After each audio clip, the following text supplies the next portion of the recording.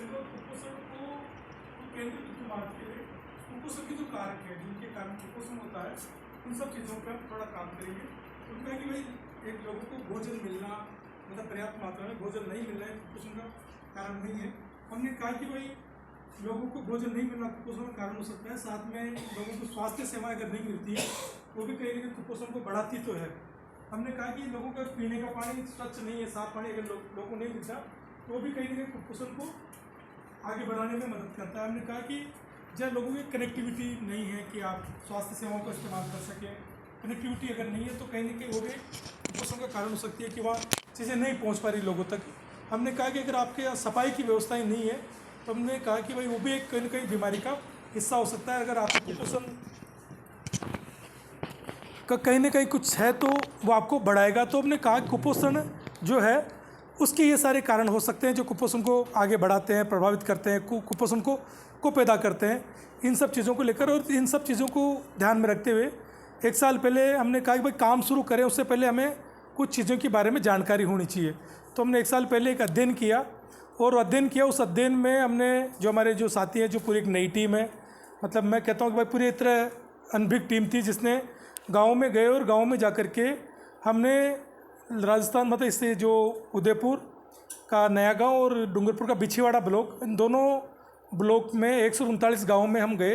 139 गाँवों में हमने कुछ लोगों से बातचीत करी और बातचीत करने के दौरान हमने वहाँ के लोगों के पानी के मुद्दों को हमने देखा कि भाई आपके यहाँ पानी की पीने की क्या व्यवस्थाएं हैं। हमने वहाँ के स्कूल की बात को रखी कि भाई स्कूल है तो किस स्तर का स्कूल है, स्कूल में मास्टर किस स्तर के हैं, स्कूल की क्या व्यवस्थाएं हैं। हमने कनेक्टिविटी को भी देखा कि भाई आपके आने जाने की जो साधन है तो क्या है, क्या सड़कें हैं कि नहीं है, बस सरकारी साधन उपलब्ध है।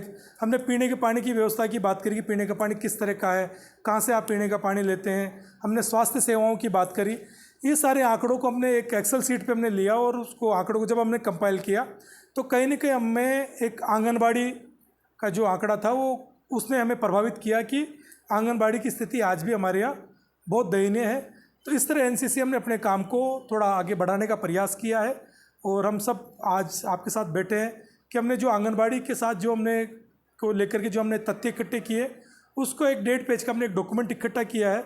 उस डॉक्यूमेंट को हम आज आप लोगों के साथ शेयर करना चाहते हैं और हम चाहते हैं उस पर आपके कुछ सुझाव आए और कैसे जो स्थितियाँ गाँव में आज भी बनी हुई आंगनबाड़ी को लेकर के। तो हमने ये माना कि जो आंगनबाड़ी है वो लाइफलाइन मानी है ग्रामीण भारत की, हमने उसको जीवन रेखा कहा है।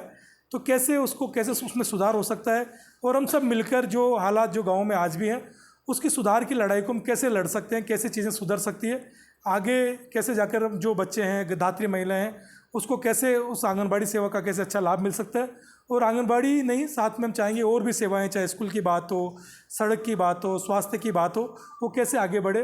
इन सब चीज़ों को लेकर एनसीसीएम और आत्मशक्ति काम कर रहा है। और एनसीसीएम और आत्मशक्ति ने रिसेंटली जो धरातल के जो 2 संगठन है, अरावली एकता मंच और एक वागड़ विकास संगठन, इनके साथ मिलकर हम काम करें। वागड़ विकास संगठन हमारे साथ डूंगरपुर के एरिया में जुड़ा हुआ है और अरावली एकता मंच है जो अभी उदयपुर में हमारे साथ जुड़े हुए हैं। जो ये साथी हैं जो इसके काम को पूरा उस एरिया में देख रहे हैं, ये साथी हैं जो लगातार गाँव में जा रहे हैं, लोगों से बात कर रहे हैं, लोगों की जो समस्या है उनको इकट्ठा कर रहे हैं और आप सब साथियों के साथ, जनसंगठन के साथ मिलकर के उन मुद्दों को उठाने का प्रयास कर रही है। एक छोटा सा परिचय हमारा आत्मशक्ति, एनसीसीएम और 2 संगठनों का रहा है।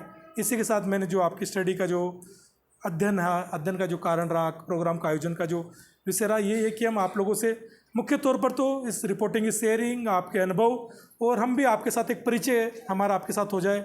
इस एरिया में संगठन का एक नया काम है, हम सब मिलकर के आप लोगों के साथ एक संगठन के रूप में जुड़ करके सामूहिक रूप से हम कैसे मुद्दों को उठा सकते हैं। इन्हीं बातों के साथ मैं अपनी बात खत्म करना चाहूँगा। जय भारत।